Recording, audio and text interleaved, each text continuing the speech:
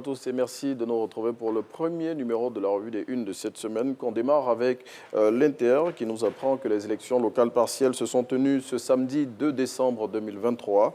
Le confrère fait le point de ce scrutin dans les 10 localités où il s'est tenu et révèle que des incidents ont été enregistrés dans la ville de Ferkessédougou où le bureau de la commission électorale indépendante a été incendié.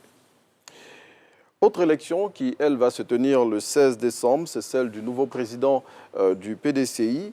Sur le sujet, le nouveau réveil, selon le nouveau réveil, le consensus autour d'un candidat tant souhaité par le président par intérim peine à se mettre en place, bien que plutôt les consultations se poursuivent entre les candidats pour y parvenir.